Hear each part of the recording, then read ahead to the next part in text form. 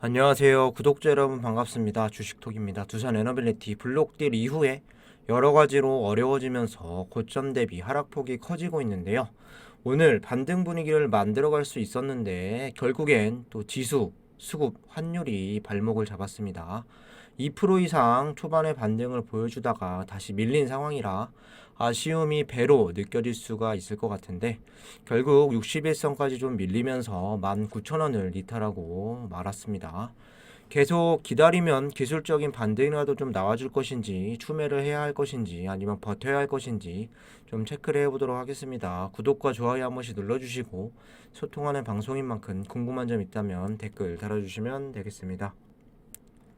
주식톡 유튜브 채널은 유한타증권사와 제휴를 맺고 있고 유한타만 사용해 주신다면 무료방 초대해드리고 있습니다. 여기 주식톡 정보 공유방은 무료로 도와드리고 있고 매일매일 두산 에너빌리티 실시간 대응이라던가 종목 추천 그리고 시장 상황 매매에 도움되는 정보들을 올려드리고 있습니다. 최근 시장의 상황을 고려해서 최대한 보수적인 관점에서 이야기 드리고 있는데 주식은 팔알이 인내라는 말이 있죠. 적극적으로 매매를 해야 할 때 그리고 쉬어가야 할 때 현재 산업 방향에 맞춘 포트 구성이 중요할 수 있습니다.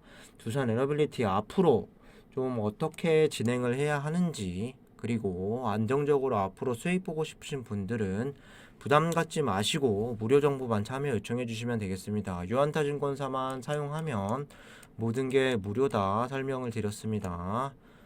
관심 있으신 분들은 여기 번호로 문자 하나 남겨주시면 되겠습니다. 그럼 구독, 좋아요 눌러주셨으면 영상 시작을 해볼게요.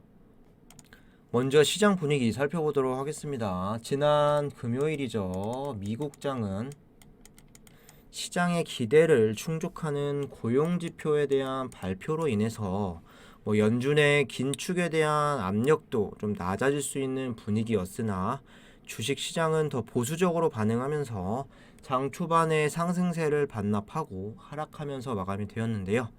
이례적인 지표 개선으로 연준이 정책을 쉽게 바뀌지 않을 것이라는 기류가 더 강하게 반영된 것으로 해석해 볼 수 있을 것 같습니다. 오늘 밤 미국 증시는 노동절로 휴장이라는 점도 좀 투자자들의 관망세를 좀 자극하는 요인이 된 것 같습니다. 우리 증시는 개장 초반 코스피는 강보합 출발, 코스닥은 약보합 출발을 하면서 시장별 이런 차별화된 모습을 좀 보였으나 결국 시장이 지날수록 마이너스 하락세로 진행되는 건 동일했습니다. 오늘 코스피는 마이너스 0.24%, 코스닥은 마이너스 1.8%까지 하락을 했으며 아무래도 이번 주 목요일이죠.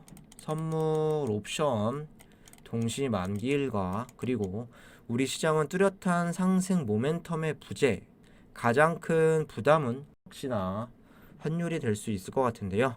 2009년 외환위기 이후에 1370원을 이렇게 돌파하면서 추석을 앞둔 국내장은 눈치보기 장세가 더욱 좀 심해졌다 이해해 볼 수 있을 것 같습니다. 오늘 외인들은 코스피 680억 그리고 코스닥은 50억 정도 매수를 쳤고 기관이 1330억 또 매수를 해준 코스피가 코스닥보다는 그래도 하락이 좀 덜 심한 이유로 볼 수 있을 것 같습니다. 만일 환율이 급 하락을 하게 되면 우리 증시는 급 반등하는 가능성도 존재하지만 계속해서 이 환율 자체가 수습이 안 된다면 더 힘들어질 수 있다는 점도 계속 생각하셔야 할 것 같습니다. 이어서 원전 테마를 보도록 하겠습니다. 오전부터 관련 종목들은 변동성이 좀 심했다라고 볼 수 있겠는데요. 초반에 좀 조정세 마이너스로 시작한 종목들은 30분 만에 또 급하게 반등을 하면서 다시 분위기를 상승으로 만들어 갔습니다. 하지만 이 상승세는 오래가지 못했고 다시 이렇게 파란불로 쭉 밀렸습니다. 두산 에너빌리티도 고점 플러스 2.3%까지 갔다가 저점도 2% 이상 좀 움직임 나와 주었는데요. 종가는 1% 정도로 이렇게 좀 마감이 되었습니다. 종목 자체가 시장의 움직임에 따라 변동성을 보였다는 건 블록딜 악재로 인한 하락세는 어느 정도 멈췄다고 볼 수 있고 시장만 좀 정상적이라면 반등의 기회도 좀 노려볼 수 있을 것 같은데요. 일단 오늘 19,000원 이탈로 인해서 추가적으로 좀 흔들기가 나와줄 수 있을 것 같습니다.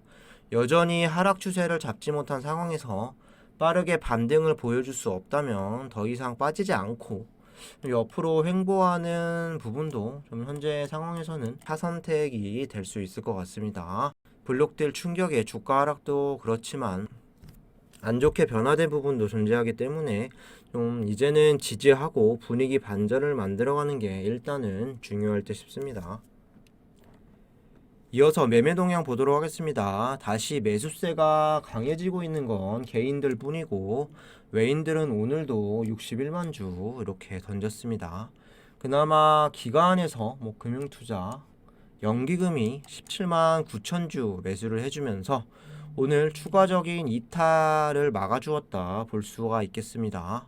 오늘 외인은 61만 주 그리고 프로그램도 오늘 62만 주 외국계 창구에서는 모간서울과 CS증권이 각각 던지면서 165만 주를 던졌고 기타 법인도 오늘 55만 주가량 던지면서 블록딜에 이렇게 좀 순매수가 책정된 이런 물량들을 하는 과정을 보여주고 있습니다.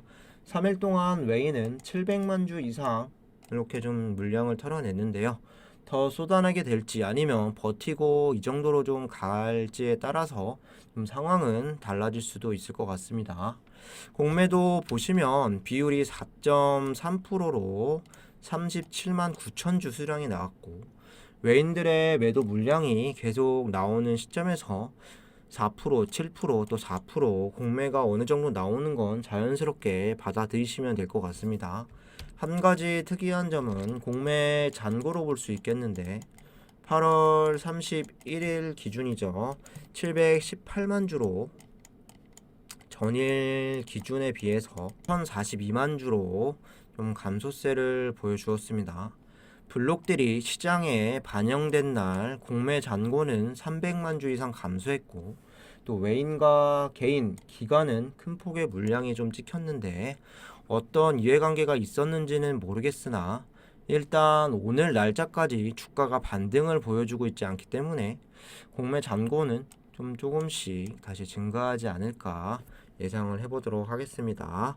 앞으로도 좀 지켜보도록 하겠습니다.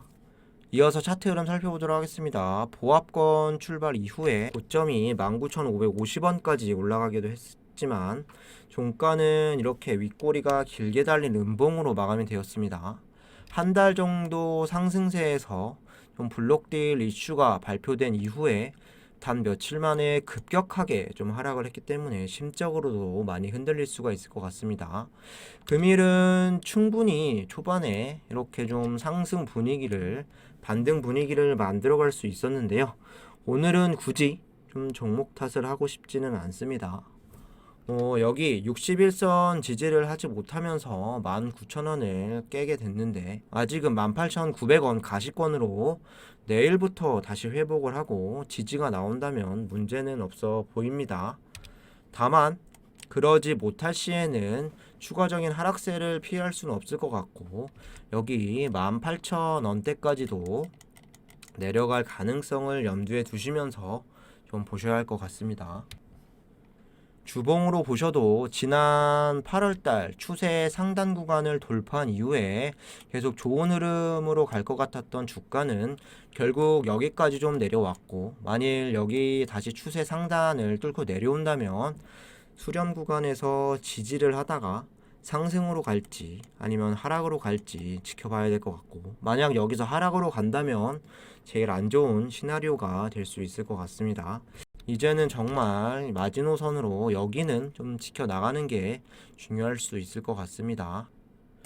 다시 일봉으로 좀 보시면 한 가지 기대해 볼 수 있는 건 그래도 거래량 자체가 이 구간처럼 좀 죽어버린 이런 형태는 아니기 때문에 매수세가 언제든 들어올 가능성은 남아있고 이번 상승 탄력이 이때부터 30% 정도 좀 붙었다가 현재는 20% 이상 좀 마이너스가 된 상황으로 상승의 50% 이상 조정이 좀 발생했기 때문에 기술적인 반등이 나와줄 타이밍도 되었다 보시면 될 것 같습니다. 지금 상황에서 정리하지 못할 거라면 버티는 방법밖에는 없을 것 같고 좋은 추가 매수 기회 계속 노려보셔야 할 것 같습니다. 마지막으로 간단하게 기사 보면서 마무리하도록 하겠습니다. 폴란드 정부 러시아 공세 속 한국과 에너지 안보 강화 원전 참여 언급.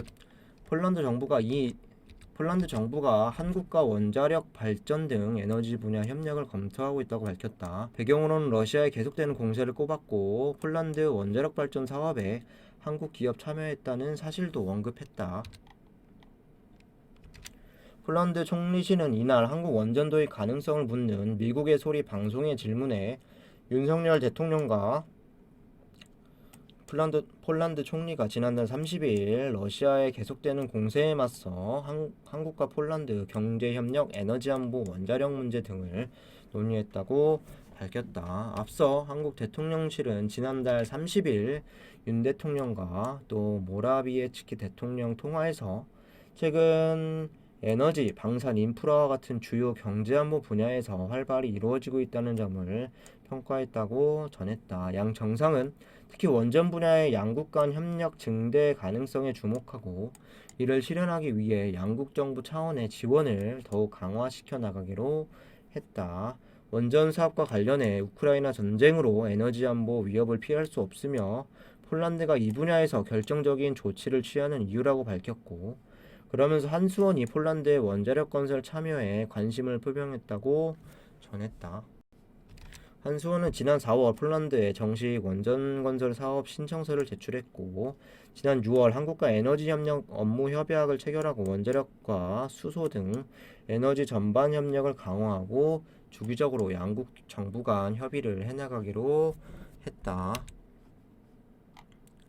현재는 그 어느 때보다 에너지 안보 차원에 있어서 이런 문제들이 커지고 있고 폴란드 정부도 방산이라던가 또 인프라, 에너지 같은 주요 경제 분야에 우리나라와 협력이 좀 더 활발해지고 있습니다.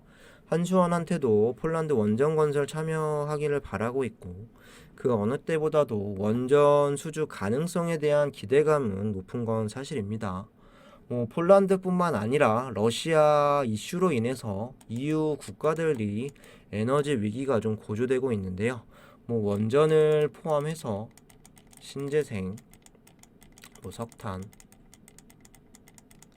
석유 등등 에너지 관련주들의 좀 시대가 앞으로 겨울철 더 좀 펼쳐질 수가 있고 두산은 원전, 신재생, 또 석탄 관련도 있고 수소, SMR까지 친환경 에너지 기업으로 좀 앞으로 또 기대해 볼 수 있지 않을까 좀 생각을 해주시면 좋을 것 같습니다. 이상으로 영상 마무리하도록 하겠습니다. 구독과 좋아요 한 번씩 부탁드리고 무료 텔레그램방 들어오셔서 두산 에너빌리티 같이 대응하고 싶으신 분들 그리고 앞으로 꾸준하게 좀 수익 보고 싶으신 분들은 유한타증권사만 사용하면 계속 무료다 설명드렸습니다. 관심 있으신 분들은 여기 번호로 문자 하나 아니면 카톡 남겨주시면 되겠습니다. 감사합니다.